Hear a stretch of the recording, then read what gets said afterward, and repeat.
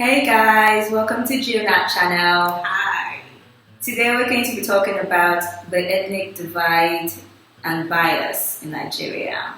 Yeah, so in Nigeria we have so many ethnic groups, over 300, and there's so much divide amongst the ethnic groups, and even within the ethnic groups there's still so much divide, and I feel like it kind of all boils down to a very selfish mentality that we have. I feel like it's the problem, it's because of so many problems we have in Nigeria, and it causes so much conflict.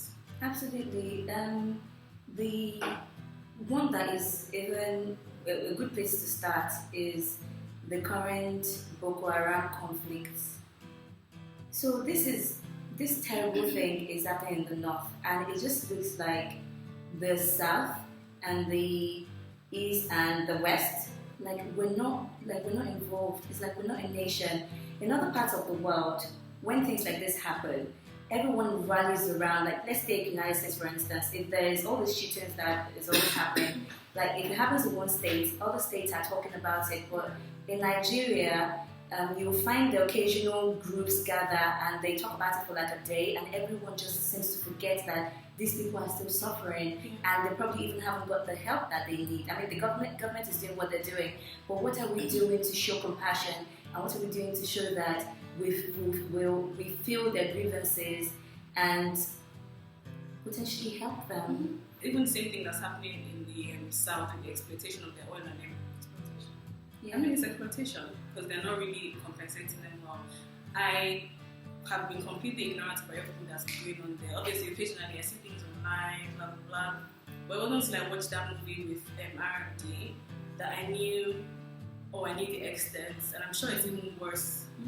I really don't know, to be honest, because I mean, I guess there are things online, but no one really carries on the conversation. No one really, like, in Nigeria, even the journalists or so, the source of their news is kind of secondary. No one really goes to the source to get. So people are not fully aware of how bad things are. And even when they are, it's kind of like, it's not affecting me. I'm over here in my house, I'm comfortable. That is in the south, or that is in the north, or that is in the east. No one is really bothered about what's going on if it's not affecting them. Absolutely. I actually feel like I feel like people in other countries care about these things. They publicize it more than we do in Nigeria, and that's why you will find, like you said, they're quoting third-party sources on a news that is actually on something that's going on in Nigeria. They're quoting Sahara and places like this, and this is right there. Like, you can literally just walk and see what's going on, have a feel for it. Like, I remember when we used to go and see my dad in Port Harcourt. Gas flaring still goes on in Nigeria, and I just feel like it's so wrong because these people in these communities, which these oils are gotten from, they're not well compensated. They don't have any other way of making a living because agriculture, unless they come out of that community, agriculture has gone to pot because at the end of the day, all the lands have been ruined because of the gas. And then they have all these diseases, and it's not like they get free healthcare, unless for maybe NGOs. It's only NGOs that help. They still have to take care of themselves, and these people have been crying out for so long, but nothing is getting done. I mean, all these big corporations are making a huge amount of money, but they're not investing it back into the communities that need it the most. And no one really cares that they're not. No one is checking out to make sure that the right things are happening in all these places. I feel like as long as the key people that can actually influence change, as long as their pockets are lined, they don't really care. They don't really care what other people are doing. Like, don't worry, they're a minority. They won't necessarily shout too much about it, so we can get away with it. Yeah, I mean, so now at this point, I don't even know whether it's that enough people are not talking about it, or if that people just don't care. Guys, honestly, tell us what you think in the comments. Yeah. Do you think that people are just not, like, we're not having enough conversation about it, or people just don't care? Yeah, I mean, people, again, I'm just going to come out of the minorities being exploited now. I'm going to go to how, because of this bias in ethnicities in Nigeria, we're supposed to be a nation, for crying out loud, but we make life-changing decisions life-altering decisions based on she's not Igbo, she's not Hausa, she's not Yoruba. So why the hell should I help her? Yeah, even down to hiring people. You hear of like all these companies that I know a few friends that their parents, at least from the east, that their parents have like nice companies, but they don't really hire people that are not even the east though, that are not from their own state or from their local governments. That's how bad it is. So it's not even just, you have to be equal. You have to be from my state or from my local government. Even when I was working at, I worked at, Dangote was a client at the company I worked at, and we're at the client side. And like more than 95% of people that were from the north were northerners. And surely there must, I'm not saying people that are not qualified, but there must be other people that are higher qualified than some of these people there. So you're saying that because you have a candidate that's Igbo, a candidate that's Yoruba, and a candidate that's from the north, and this person is better, but just because they're from this area, then you hire them. It doesn't even do well, it doesn't do your business any justice. I feel like that's why we're kind of stuck. We're not even moving forward in so many things. Because we all just have that mentality. I just want to help my family members, my people that are from my side, we have to be more like open to accepting other cultures, other ethnic groups, other like. Even the elections last year, I felt like people, and this is not just a feeling, this is statistics, people were voting more for culture, they were voting more for ethnic group, they were voting more for religion than they were for the actual candidate. They were not voting for what they had to offer. But because I'm from the north, I'm going to vote Buhari, and because I'm from the east, I'm going to vote Jonathan. And that's just not right. I mean, to be perfectly honest with you, I don't even know if either candidate is good, but I'm not even going to go into that. I have no interest.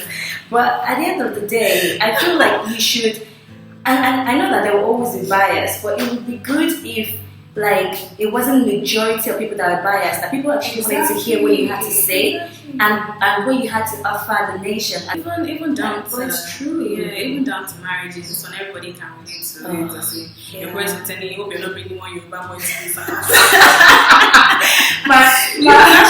How do Yoruba things I always call it? What's it called? There's a saying in Yoruba, and I'll try as much as possible to translate it, give a literal translation. But they say Igbo ajokuta mamomi. Okuta means stone. Mm-hmm. And they say that Igbo people eat stone without drinking water. So basically, this is the root of that phrase, or idiom, is that your swallows are harder. So my mom will actually joke that if you throw a woman's fufu against the wall, it'll bounce back at you. That's how, jokes like this, yes, it can be funny, but to some people, it goes deeper than that. Yeah. And that's how it starts, right? Yeah, for my parents now, it's all banter. At the end of the day, they will allow me. But for some people, it's actually very, very serious. Some people actually, just because their parents are not in support of their marriages. Some people disown their kids just because they're married to somebody from Yoruba land or another. Why? At the end of the day, we're all the same. It's just like when white people discriminate against black and vice versa. It's the same blood that runs through our veins. Obviously, we have all these stereotypes. Occasionally, they might be true, but that doesn't mean every single person fits into that stereotype. You need to look at people for who they are as opposed to where they're from or their family background or things of the sort. And I honestly feel like we should have this mentality of before we are Yoruba, before we are Igbo, before we are Hausa, before we are Ijo, and all the other ethnicities, if I've missed you out, we are Nigerians first. That's what comes first. I mean, if we can think about it that way, maybe it would just help put things into better perspective. Exactly, we're all one, and that's just the bottom line. And I feel like we also need to educate ourselves and in lots of things that are going on. The media doesn't do a very good job at it. Rama thinks that they do, and the news puts out some things, but I don't feel like they emphasize things enough, and people are held accountable for what they need to be held accountable for. So guys, even parents as well, teach your kids about other cultures. teach them to accept other cultures. Schools as well, I feel like we need to talk about things that happened in the past, so that, for example, the whole civil war, so that people can better move forward and stop holding on to, because a lot of people, it's kind of partial, a lot of people don't like to talk about these things because it's so painful, or they feel like it might offend the next person. But we need to have conversations about these things so that people are more compassionate towards these other tribes that have gone through these things and are like more like educated about these tribes and understand them better. Yeah, definitely. I agree completely. I mean, there are some horrific things that have happened in the past, and it would just help if these things were talked about and they were taught in schools. And I know that there are a few changes in curriculum now, but back in our day, there wasn't a lot taught about our past. And there are a lot of people that still have hate because of the things that happened. They're not willing to talk about it because they feel like nothing will be done about it. So why should I talk about it? So it would really be helpful if people spoke up and made this more public. And another thing is, if the media even puts it out, what are we as citizens doing about it? Let us all do the minimum that we can do as well. I mean, you might think it's so little, so why should I bother? But it might just be the right amount. You just don't know. And it starts with one person. Yeah, like Ramad said, before we look at like ethnicities, we're all Nigerians first, and it would really help if we looked at everybody as our brothers and sisters. That would cut off every other thing, every other unnecessary noise, like ethnicities and all that stuff. It's all noise. At the end of the day, we're all brothers and sisters. We need to be more compassionate. Look at other people. Help. I mean, when they said help your neighbor, love your neighbor as yourself, they didn't say love your Igbo neighbor as your Igbo self, or love your Yoruba neighbor. They just said love your neighbor as yourself. And that Hausa guy, that Igbo girl, that Yoruba guy, is your neighbor. So please do what you can to help. Thanks so much, guys, for listening this week. Please leave your comments below. Like I said, do you think it's because we're not having enough conversations, or people just don't care? Just give us your opinions in the comments below. That would be lovely. Thank you so much, and catch you next week. Bye.